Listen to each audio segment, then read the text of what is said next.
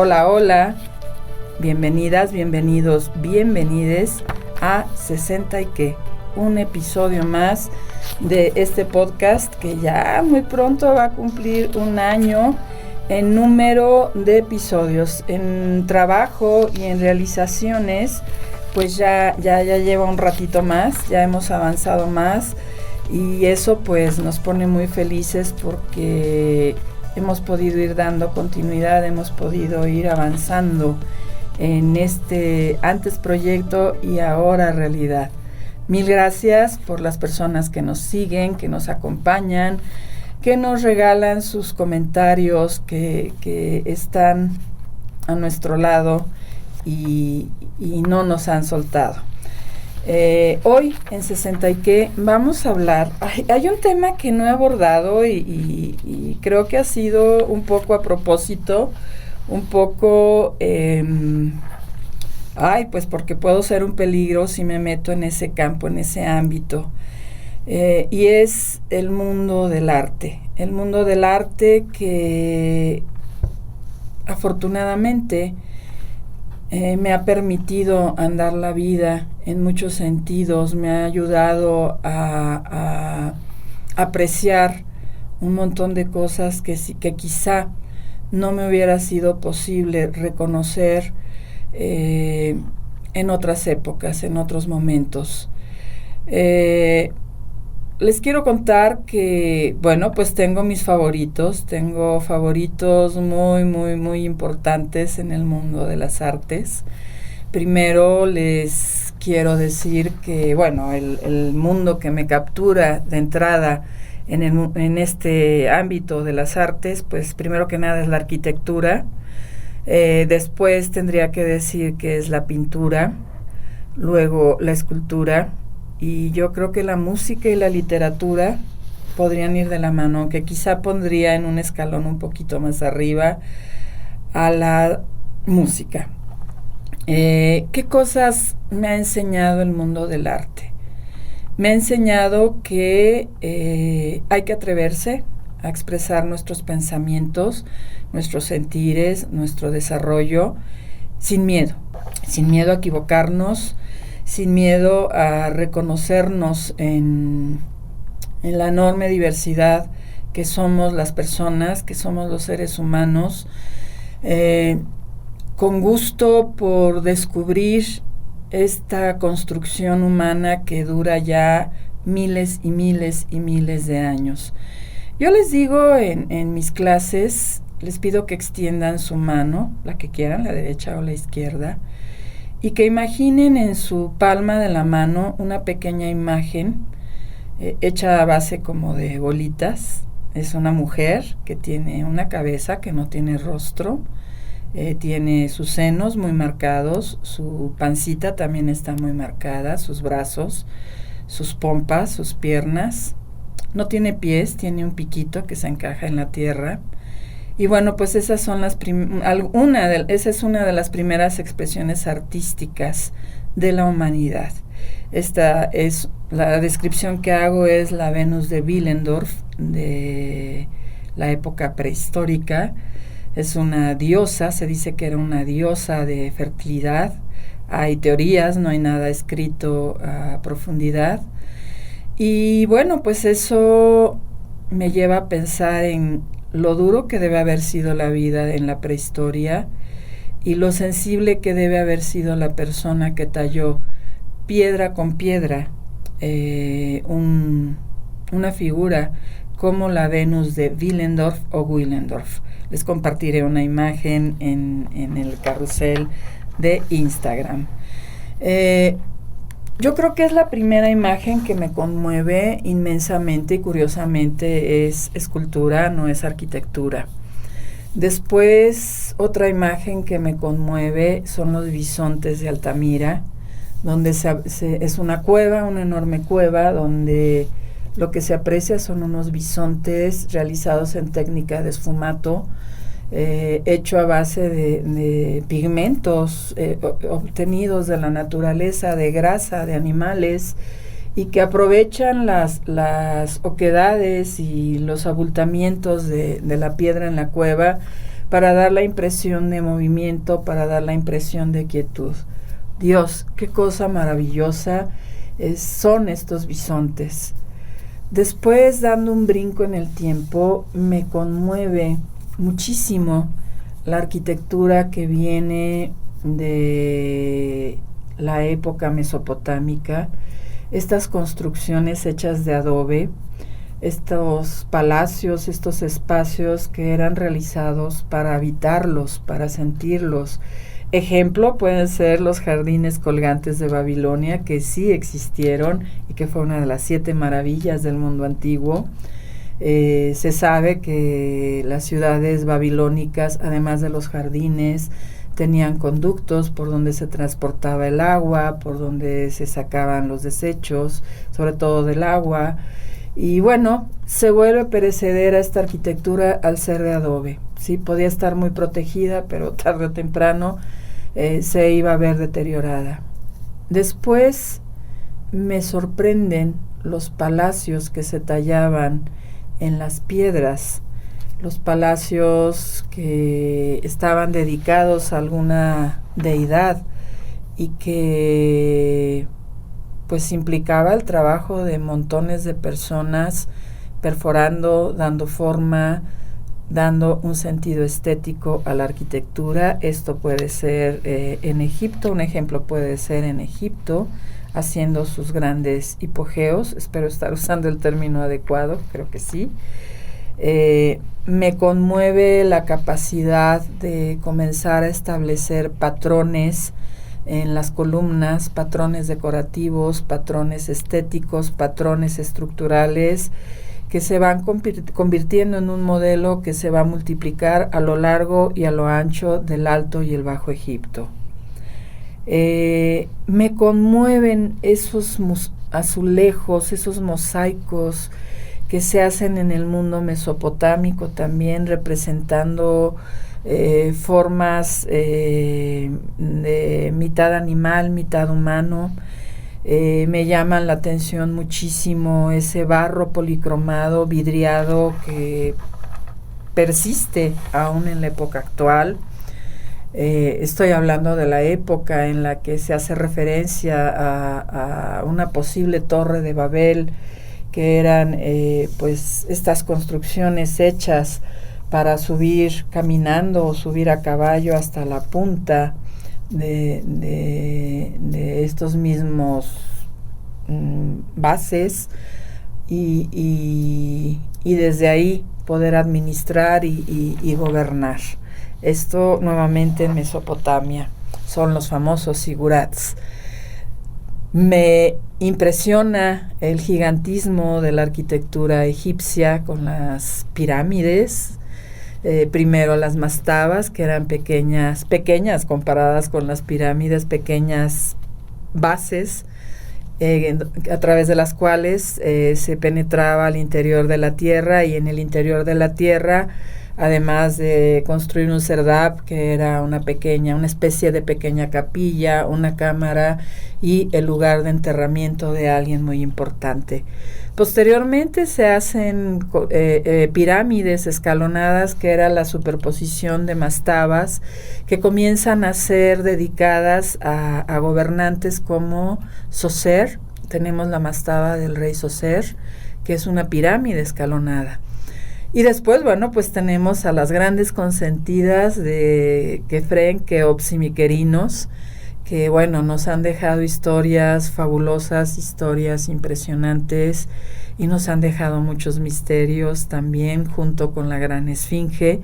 Entonces, bueno, pues estoy haciendo un viaje así como muy rápido por la antigüedad, para llegar después a Grecia, y de Grecia me conmueve su época arcaica. Antes de la época arcaica, la transición entre la antigüedad y Grecia, que va a ser en la isla de Creta. Uno de sus asentamientos va a ser la isla de Creta, con sus palacios, nuevamente palacios de una escala humana, decorados en sus muros con colores extraordinariamente brillantes, como los azules, como los rojos, columnas troncocónicas donde la parte más delgada descansaba en la parte inferior. Decía uno de mis profesores cuando estudiaba arquitectura que eran las columnas más sexys de toda la historia de las columnas y las estructuras.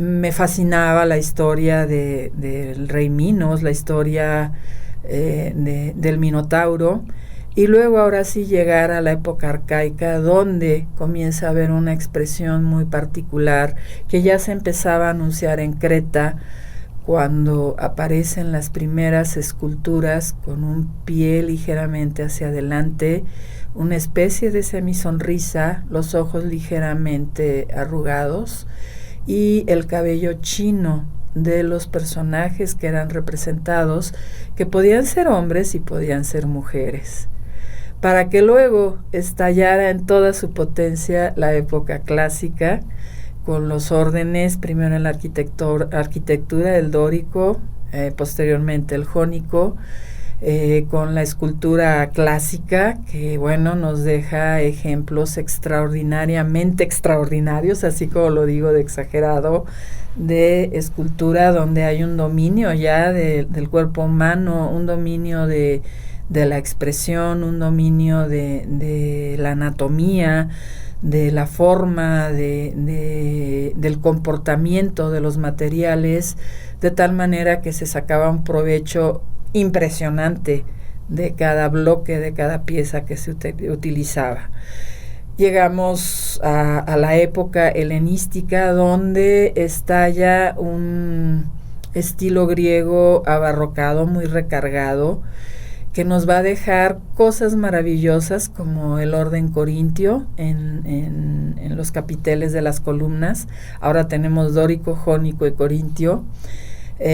Vamos a tener construcciones maravillosas de templos, vamos a tener representaciones de dioses, y vamos a tener una de las esculturas más icónicas de toda la historia del mundo occidental, que actualmente se encuentra en el Louvre, la Victoria de Samotracia, la Victoria Nike.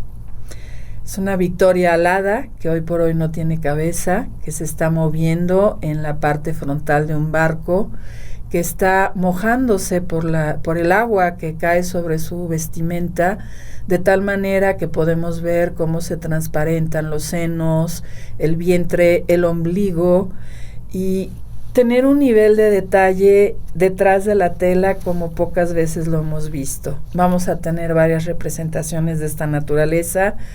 Desde mi punto de vista, quizá la más representativa es justamente esta Victoria alada, con unas alas hechas en piedra que parecen, o sea que cuando tú estás cerca casi puedes sentir la textura de las plumas naturales.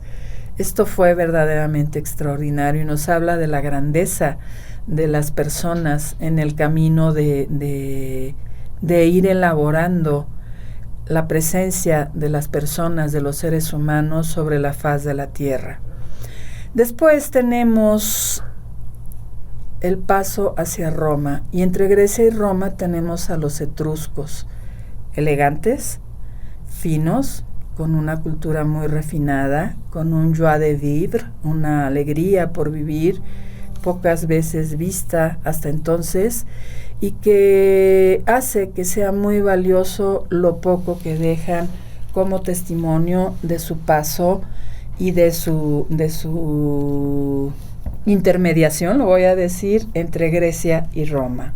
Hay una novela muy interesante, justamente, que se llama El Etrusco, y nos narra toda una historia acerca de cómo vivían, cómo vestían, qué comían, qué pensaban los etruscos, bastante desconocidos. Después tenemos a los romanos en 3 etapas extraordinarias, y que conforme va pasando el tiempo y se van apropiando de otras culturas, las van absorbiendo, van haciendo cosas cada vez más sorprendentes, hasta llegar a expresiones grandiosas,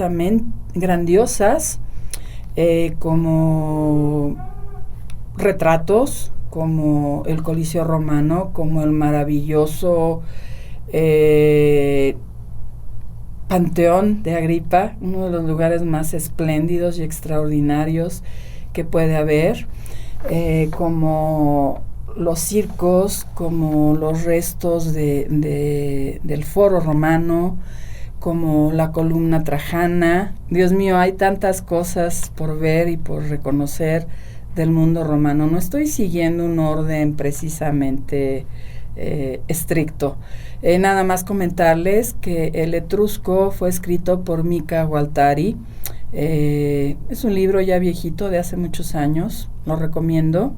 En Amazon no está muy bien evaluado, seguramente quienes lo leyeron no les encantó, pero es una buena recomendación de lectura, un buen entretenimiento. Bien, y bueno, pues así es como quiero empezar a hacer pequeñas narraciones acerca del arte. No me voy a detener en todos los capítulos. Primero que nada quiero que me digan, ¿les parece bien que hagamos abordajes desde el mundo del arte? Que me detenga en alguna pieza, en alguna cultura, en algún artista. Para mí será un privilegio y será un honor poder hablar de alguna de estas expresiones. Denme la oportunidad de saber. Escríbanme, por favor, en la cajita de Spotify. Síganos, les voy a colocar imágenes de estas culturas de las que estuve haciendo referencia en estos momentos, para que tengan el referente visual de estas expresiones que nombré. Me daría mucho gusto, en verdad, saber si están interesados en que conversemos acerca de arte y en que busquemos para nuestras entrevistas alguien que nos cuente un poco más acerca de este mundo maravilloso que es el testimonio, insisto mucho, del paso del ser humano por la faz de la tierra. Lo necesitamos en esta época de tanto desencuentro. Necesitamos recordar quiénes somos y hacia dónde vamos. Necesitamos recordar lo importante que es involucrarnos con el mundo inmediato y el lejano. Necesitamos lanzar nuestras buenas vibras a lugares tan remotos como Ucrania, a lugares tan remotos como Israel y Palestina, y a lugares tan cercanos como nuestro estado y como nuestro adorado México. Les invito a votar, no dejen de votar, no se trata de decir voten por tal o cual. Lo que es importante es que voten y voten conscientemente, y eso quiere decir que hay que investigar un poco, no solamente en TikTok, no solamente en Facebook, no solamente en Instagram. Entremos, busquemos referencias, revisemos páginas, veamos pues qué cosas resultan ser fake, qué cosas pueden ser realidad, y actuemos en consecuencia y hagamos nuestro ejercicio ciudadano más importante de este año, ejerciendo el privilegio, ejerciendo el derecho y ejerciendo la obligación al voto. Hasta pronto, mil gracias por acompañar este 60 y qué. Nos encontramos muy pronto, gracias. Y gracias a Mario Uscanga por haber estado en los controles como siempre lo hace. Y gracias, mil gracias por su escucha. Hasta el siguiente episodio. Saludos. Esta es una producción del Centro de Arte y Realización Digital de la Escuela de Humanidades y Educación del Tecnológico de Monterrey, Campus Guadalajara. Música original de Luis Mendieta. Edición y producción de Mario Uscanga. Diseño de imagen, Cecilia Carrión. Idea original y voz, Lucero Miranda.